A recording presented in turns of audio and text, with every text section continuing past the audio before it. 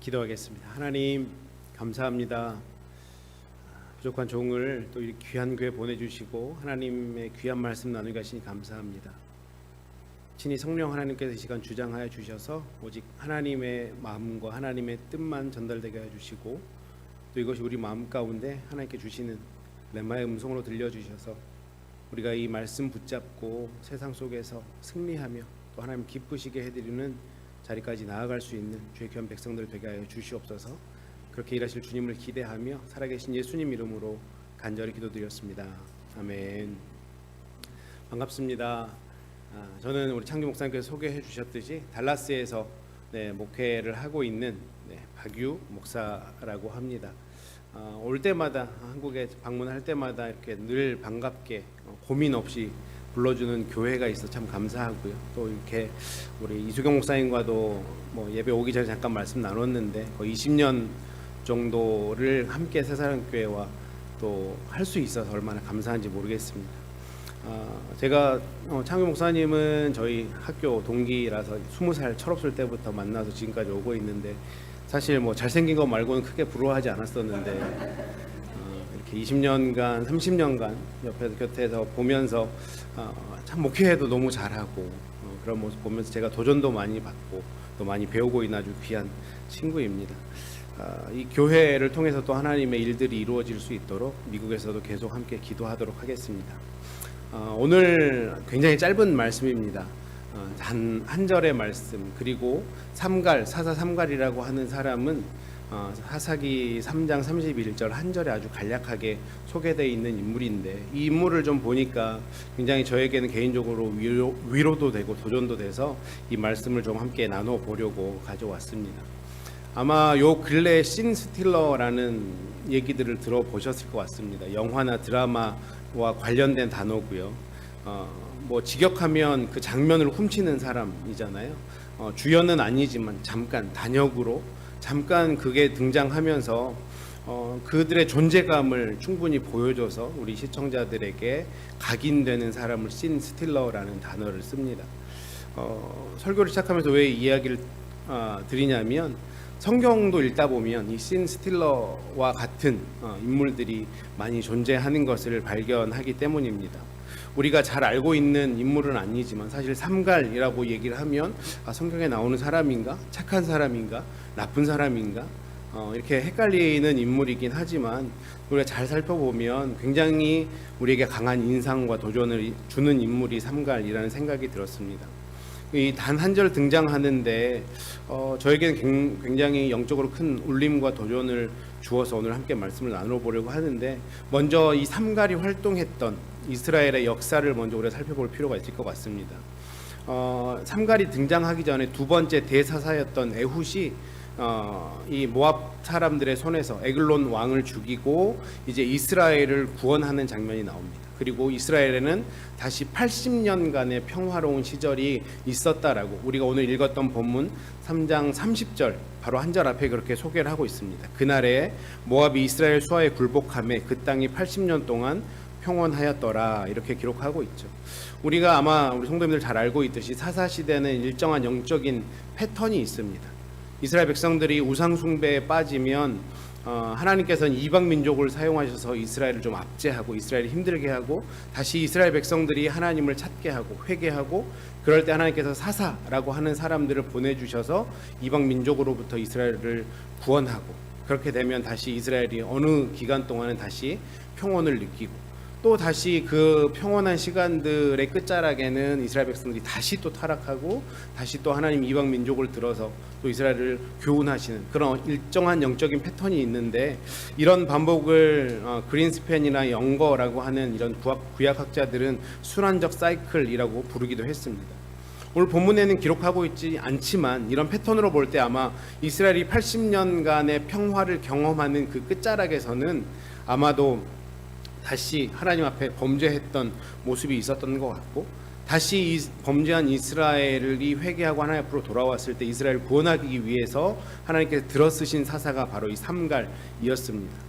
우리가 잘 아는 것처럼 사사라고 하는 인물들 히브리어는 쇼페팀이라고 하는 단어인데 이것을 원래는 동사에서부터 파생된 단어입니다. 샤파트라고 하는 동사인데 어떤 뜻이 있냐면 구원하다, 재판하다 이런 뜻이 있어서 사사라고 하면 좀 더 쉬운 말로 번역을 하면 재판장, 구원장 또 이런 말로도 우리가 번역할 수 있습니다.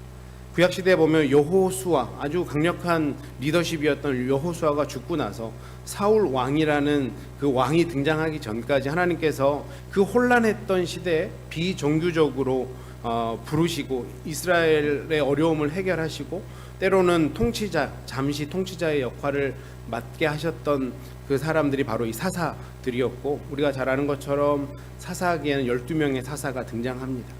6명의 대사사가 있고요, 6명의 소사사가 있습니다. 대사사는 아마 한 번쯤 들어보셨을 만한 인물이죠. 운니엘, 에훗, 드보라, 기드온, 입다, 삼손 이런 사람들이 대사사였고요. 소사사는 이런 사람이 성경에 있었나 싶을 정도로 삼갈, 돌라, 야일, 압돈, 입산, 엘론 이런 사람들이 등장합니다. 그런데 이 소사사 중에서 첫 번째로 등장하는 인물이 바로 오늘의 삼갈이라는 사사입니다. 마치 이 소사사들은 앞에서 얘기했던 드라마나 영화에 나오는 아주 단역처럼 잠깐 언급되고 빠지는 인물들입니다. 삼갈이라는 이름만 들으면 이 사람이 어떤 사람인지 무슨 일을 했는지 잘 모를 수 있습니다. 사사기 5장 6절에 다시 한번 짧게 언급되지만 삼갈이 단독적으로 언급된 것은 오늘 본문 단 한 구절입니다. 그렇기 때문에 이 사람이 정확히 어떤 사람인지 성경만 가지고는 알기는 힘듭니다. 구약학을 연구하는 연구자들, 구약학자들도 의견이 굉장히 분분한데 보편적으로 받아들인 의견으로는 이 당시 삼갈에 살았던 고대 근동의 어떤 배경이나 또 언어 분석을 통해서 이 사람이 어떤 사람이다를 아주 얇게 추론할 수 있는데, 구약학자인 벤자민 마이슬러에 따르면 삼갈이라는 사람은 이 고대 근동 문서 중에 누지 문서라는 게 있는데 그 지역에서 이 삼갈이라는 이름이 나오는데 이 사람이 아마 가나안 지역에 활동하던 후리아 사람일 것이다 라고 추측을 합니다. 후리아 사람이라고 한다는 뜻은 무엇이냐면 이방이라는 뜻이에요. 이방인이라는 뜻입니다. 이스라엘 백성이 아니었다는 뜻이에요. 그리고 삼갈을 이방인으로 보는 중요한 이유는 오늘 본문에서 삼갈을 아낫의 아들이다 라고 이렇게 소개를 하고 있는데, 아낫은 삼갈의 아버지의 이름이 아니고요, 가나안 신화에 등장하는 전쟁의 여신이 바로 이 아낫이라는 이름입니다. 그러니까 아낫의 아들로 불린 것을 볼 때 아낫이라는 전쟁의 여신을 섬겼던 이방인 출신이 바로 삼갈이다라고 구약학자인 또 반셀름은 주장을 합니다. 이런 추론을 통해서 삼갈이 어떤 사람이냐, 이방인 출신이었고요, 또 이방의 신을 섬기던 아주 대표적으로 섬기던 사람이었기 때문에 아낫의 아들이라고 불렸겠죠. 그런 사람 집안에서 사사가 나왔다라는 이야기인 것을 알 수 있습니다. 오늘 본문을 통해서 하나님은 무엇을 우리에게 이야기하고 싶으셔서 에훗과 드보라 사이에, 그것도 단 한 절로 이 사사 삼갈을 하나님이 언급하셨을까? 앞에서 말씀드린 것처럼 삼갈은 이방인이었습니다. 심지어 이방 신을 대표적으로 잘 섬기던 사람이 삼갈이었어요. 그 사람이 어떻게 하나님을 만났는지 성경에서는 기록하고 있지 않습니다. 하지만 분명히 삼갈은 하나님을 만났고 하나님께 쓰임 받았던 것이죠. 하나님은 삼갈만 쓰셨던 것은 아닙니다. 하나님은 이스라엘 백성도 쓰셨지만 때로는 하나님을 진실하게 찾는 이방인들도 쓰셨음을 잘 알 수 있고, 하나님은 믿음으로 잘 준비된 사람도 쓰셨지만 아직 완전하지 않은 사람도 때로는 그들을 붙드셔서 그들을 사용하시는 것도 우리는 너무나 잘 알고 있습니다. 그 대표적인 인물이 저는 기생 라합이라고 생각이 듭니다. 이 라합이라는 인물도 이방인이었고요, 또 기생이었습니다. 한글 성경으로 그냥 기생이라고 이렇게 완역하게 표현했지만 히브리어로 보면 조나라는 단어를 쓰는데 어떤 뜻이 있냐면 매춘 행위 또는 매춘 행위를 하는 사람이라는 뜻이 있습니다. 어찌 보면 이방인이면서 요즘 시대에도 사람들이 손가락질하는 직업을 갖고 있었던 인물이 바로 기생 라합이었는데, 하나님은 그런 인물도 하나님의 일에 쓰셨다라고 하는 것이죠. 조금 더 뒤에 나와보면 모압 여인이었던 룻, 우리가 잘 알고 있는 룻기의 주인공인 룻도 마찬가지입니다. 망해버린 인생인 시오미 나오미를 사랑의 마음으로 품었던 모압 여인이었습니다. 이방인이었어요. 그런데 하나님 그 이방 여인을 다윗의 할머니로 예수 그리스도의 족보에 나오는 자리까지 나오게 한다라는 것이죠. 신약으로 넘어와도 이런 인물은 너무나 많이 있습니다. 세리장이었던 마태, 동족의 피를 빨아먹고 사는 손가락질 받는 사람이었죠. 우리나라로 치면 일제시대 일제 앞잡이라면서 자기의 세를 불렸던 사람입니다. 그런 사람이 하나님께 쓰임 받아서 하나님 예수 그리스도의 제자가 된 것이죠. 사도 바울은 어떻습니까? 예수 믿는 사람이라면 어디든 가서 그 사람들을 핍박하고 박해하고 심지어는 죽이기까지 했던 사람이었습니다. 그리스도인의 공공의 적이었는데 하나님은 그 사람도 만나주시고 그 사람을 변화시키셨던 것입니다. 가만히 생각해 보면 믿는 사람, 신실한 사람이 없어서 하나님이 그런 사람들을 들어서 쓰셨을까요? 제가 2009년에 저희 교회 권사님들을 모시고 터키의 단기 선교와 또 성지순례를 같이 갔던 적이 있습니다. 그곳에 가서 성지순례를 하면서 보니까 데린쿠유라고 하는 지하 도시를 들어갔던 적이 있어요. 저같이 이렇게 뚱뚱한 사람이 들어가기조차도 버거울 정도로 굉장히 작고 작은 통로로 지하 깊숙이 내려가서 그들이 지하 도시를 만들고 살았는데 그 이유는 무엇이었냐면 믿음을 지키고 살기 위해서 그런 길을 택했다는 것이죠. 그러니까 그 당시에 그렇게 신실한 사람, 믿음으로 준비된 사람도 얼마든지 있었는데 하나님은 세리 마테와 같은 사람, 사울과 같은 사람을 택해서 사용하셨다는 것이죠. 왜 하나님께서 오늘 본문의 주인공인 삼갈과 또 제가 말씀드린 기생 라합, 모압 여인이었던 룻, 세리였던 마테, 그리스도인의 공공의 적이었던 이 사울을 사용하셨을까요? 이와 같은 사실을 통해서 우리는 하나님께서는 누구든지 하나님의 도구로 사용할 수 있다라는 사실을 우리는 반드시 깨달아야 하는 것입니다. 하나님은 준비된 사람도 쓰시지만 예상치 못한 사람도 쓰시는 분이십니다. 우리가 하나님을 만나고 하나님께 부르심을 받을 때 우리의 과거는 문제가 되지 않는다라는 것이죠. 그렇기 때문에 우리가 부족하고 부끄러운 과거에 매여서 내가 하나님께 쓰임받기에 아직도 부족하다라고 생각하는 그 생각은 넣어두셔야 됩니다. 그 누구든 살아계신 하나님을 만날 때 우리의 부족하고 또 연약해 보이는 나의 과거와 또 현재의 모습은 중요하지 않다라는 거예요. 우리는 누구라도 그분의 일꾼으로 부름받을 수 있고 쓰임받을 수 있음을 믿으시기 바랍니다. 목회를 하다 보면 자연스럽게 성도님들과 함께 우리 이런 하나님의 일에 좀 동참해 달라고 많이 부탁을 하는 경우가 있습니다. 제가 지금 달라스에 섬기고 있는 교회가 조금 큰 교회입니다. 주일날 자녀들까지 합하면 약 1,300명 정도가 함께 예배를 드리는데 이 교회에서 뭔가를 하려고 해도 이 1,300명이 모이는 교회에서도 일꾼이 부족하고 늘 제가 가서 아니면 다른 목회자들이 가서 읍소를 하고 좀 같이 도와달라고 이렇게 얘기를 합니다. 그럴 때마다 가장 많이 듣는 피드백 중에 하나는 제가 아직 믿음이 부족합니다. 제가 아직 상황이 안 됩니다. 나의 삶의 여건들 때문에 힘들다는 답변들이 주로 먼저 옵니다. 하지만 오늘 본문에 나오는 삼가를 보셨으면 좋겠습니다.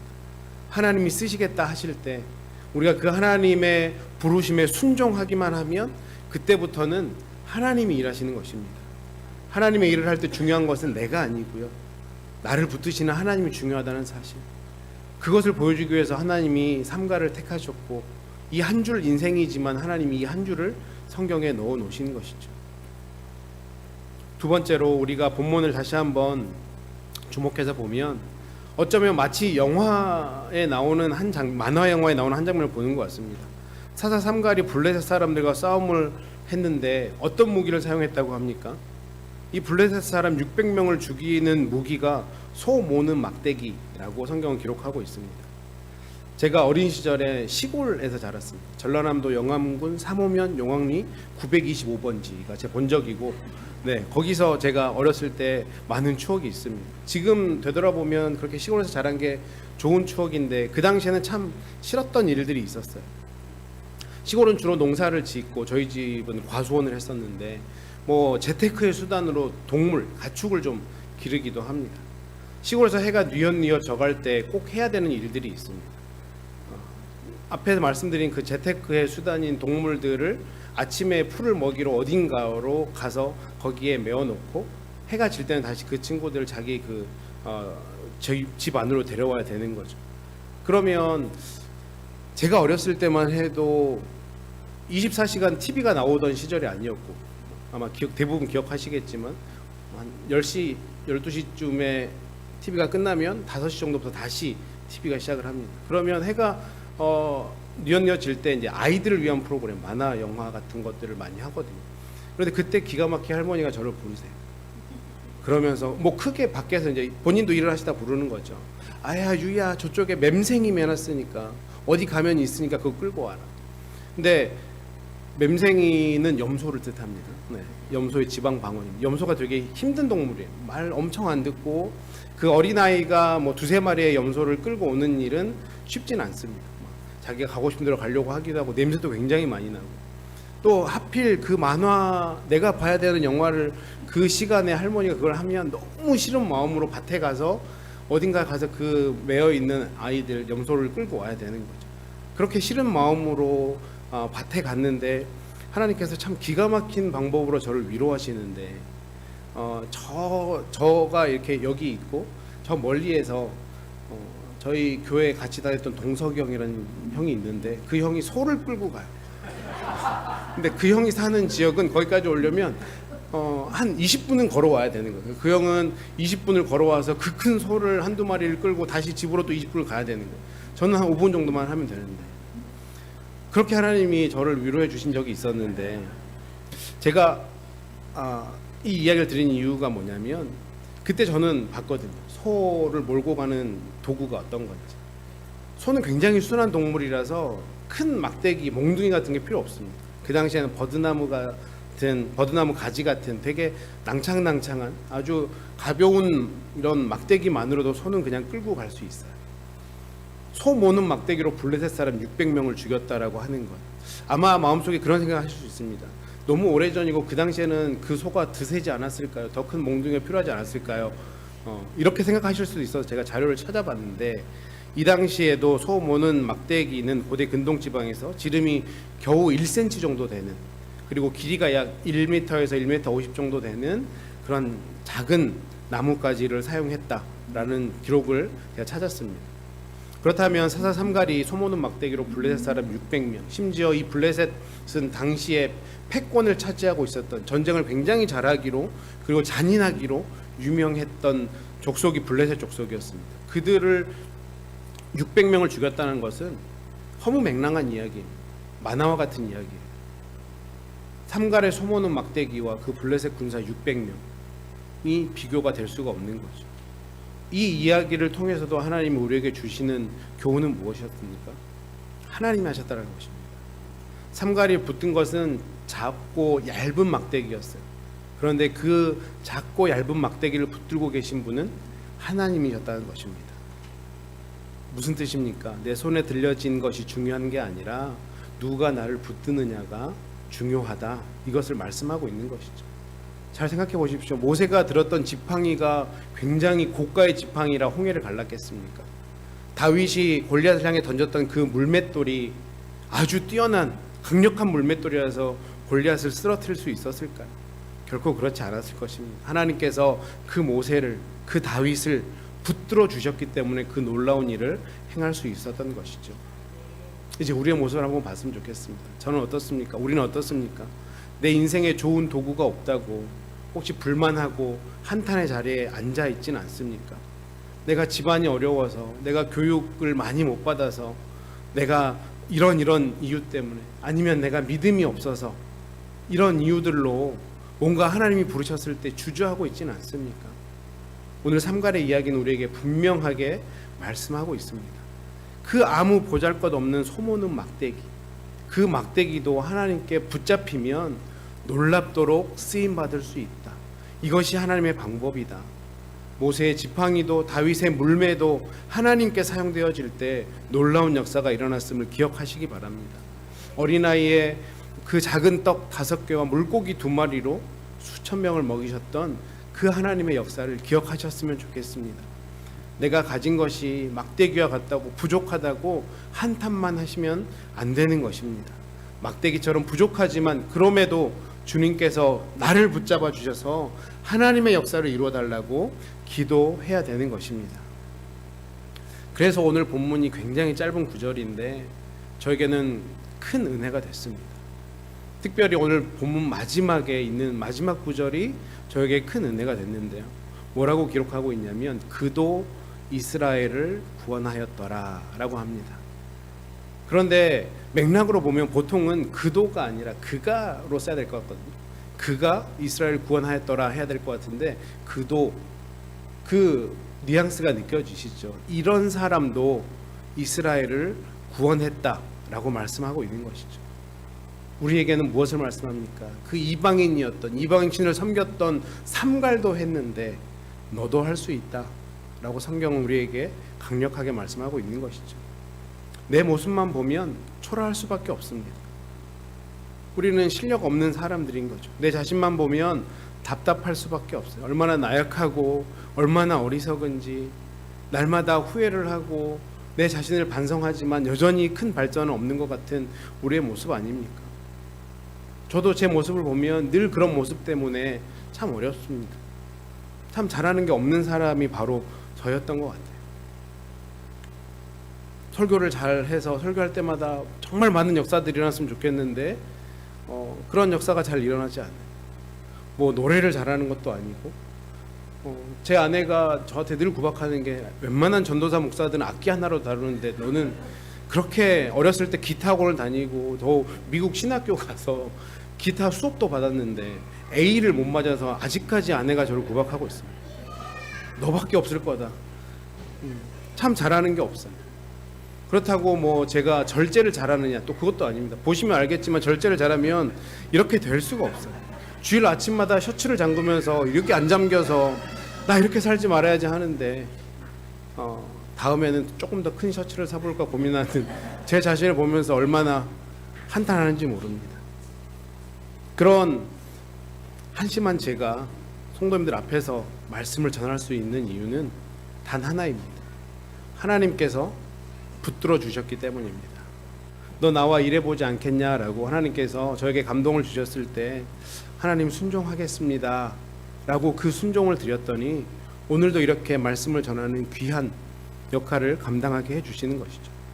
결코 제가 잘나서가 아닙니다. 앞에 말씀드린 것처럼 저는 참 부족한 사람이고 실력 없는 사람이고 한심한 사람입니다. 그래서 제가 말씀을 전할 때마다 두렵고 떨리는 것은 하나님이 저를 붙잡아 주시지 않을까. 그래서 더 많이 기도하게 되고 또 제 주변에서 저를 위해 기도해 주시는 분들한테도 많은 기도의 부탁을 합니다.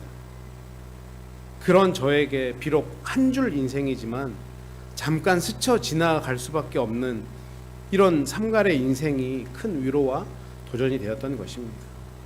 혹시 우리 가운데도 삼갈과 같은 인생을 살고 계신 분은 없습니까? 내세울 것 하나 없는 인생, 잘하는 것 눈 씻고 찾아봐도 도저히 찾을 수 없는 그런 인생이 삼갈이었습니다. 그런데 삼갈도 아마 지금 살아있다면 우리에게 그렇게 얘기할 것 같아요. 내가 바로 그런 사람이에요. 이런 저를 하나님이 부르셨고 하나님이 저를 사용하셨습니다. 삼갈의 인생을 보면 하나님께서 이스라엘을 구원할 만한 그 일을 맡기실 만한 그 어떤 요소도 보이지 않습니다. 아마 삼갈이 이렇게 얘기할 것 같아요. 제 인생에서 불가능이란 단어밖에 못 찾았는데 그 불가능이란 단어를 가능으로 바꿔주신 분이 바로 하나님이십니다. 저도 하면 여러분도 할 수 있습니다. 뛰어난 재능이 있어도 가진 게 하나 없어도 하나님에게는 전혀 문제가 되지 않습니다. 우리에게 중요한 건 무엇이라고요? 내가 들고 있는 막대기가 중요한 게 아니라 나를 붙드시는 그 하나님.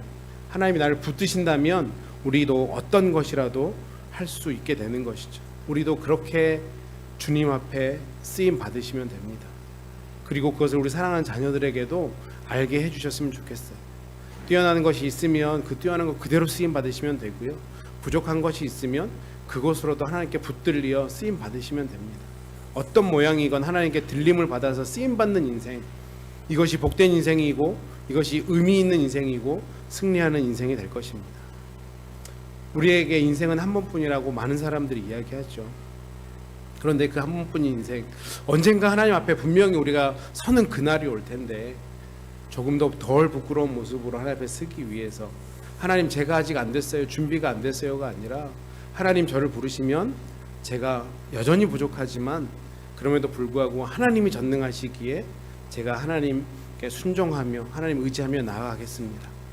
그렇게 삼갈처럼 비록 한 줄밖에 쓸 것 없는 그런 인생이지만 주님께 쓰임 받아서 하나님께 영광 올려드리는 복된 인생 되시기를 주님의 이름으로 축원합니다. 기도하겠습니다. 하나님, 단 한 줄 인생인 삼갈의 인생으로 함께 나누었습니다. 아무것도 없이 비천했던 사람, 우상신을 섬겼던 이방인, 그런데 그도 하나님의 손에 들려 사용되어졌을 때 막대기 하나로 이스라엘을 구원했음을 오늘 보았습니다. 우리의 배경과 상황, 가진 것, 정말 막대기 같은 인생이지만 막대기 같은 내 인생 하나님의 손에 붙들려 살아가게 하여 주시옵소서. 우리의 모습이 어떠하든지 하나님 손에 붙들림 바 되는 인생 되게 하여 주시옵소서. 우리 인생 다 하는 날까지 그렇게 하나님께 붙들려서 사용되고 하나님을 기쁘시게 해드리는 우리 모두가 되게 하셔서 정말 하나님 영광이 우리 삶 속에서 드러나는 복된 삶 살게 하여 주시옵소서. 우리 가운데 그렇게 일하실 주님을 기대하며 살아계신 예수님 이름으로 간절히 기도드렸습니다. 아멘.